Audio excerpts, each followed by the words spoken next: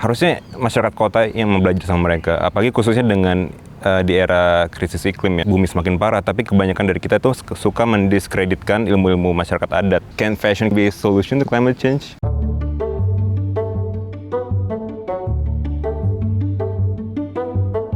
Sebenarnya aku ke isu lingkungan dan budaya ataupun masyarakat adat itu benar-benar baru banget 2 tahun yang lalu. Awalnya dari dunia komersil, agensi dan periklanan kan.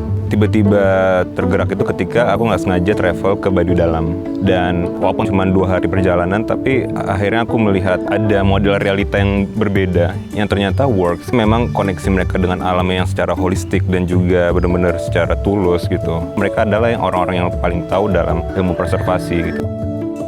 Walaupun masyarakat adat merepresentasikan 5% dari total populasi dunia, tetapi mereka yang memprotek 80% biodiversitas di seluruh dunia. Jadi dari data itu kan bukannya kitanya harusnya yang lebih mendengarkan mereka ya dalam konservasi dan preservasi.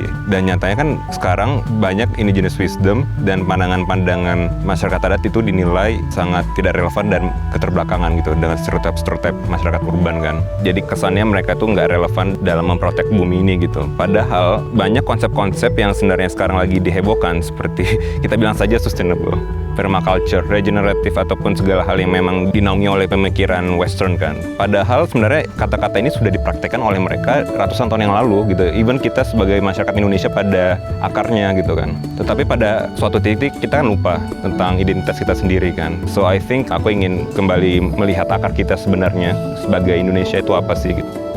Ketika masyarakat adat ilmu-ilmu hilang dan identitas mereka hilang, pasti itu ngaruh ke hutan. Dan ketika hutan hilang, pasti juga ngaruh ke iklim dan itu ngaruh ke kita semua, ke kota gitu kan. So I think itu semua benar-benar interconnected.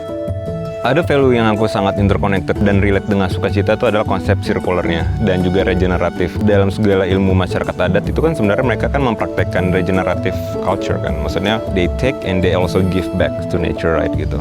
Dan situasi kita sekarang kan di era fast fashion khususnya gitu kan kita tidak memikirkan eksternalitas yang terjadi gitu loh. Kita yang penting murah, banyak, dan infinite growth yang akhirnya menghasilkan berbagai dampak ke lingkungan dan sosial juga. Tapi sukacita berhasil mendobrak itu. Yang aku suka tidak hanya mereka mendobrak sistem yang tidak sehat, tetapi mereka juga mempraktekkan regenerative concept yang membuat tanah-tanah yang tidak subur menjadi kembali hidup lagi.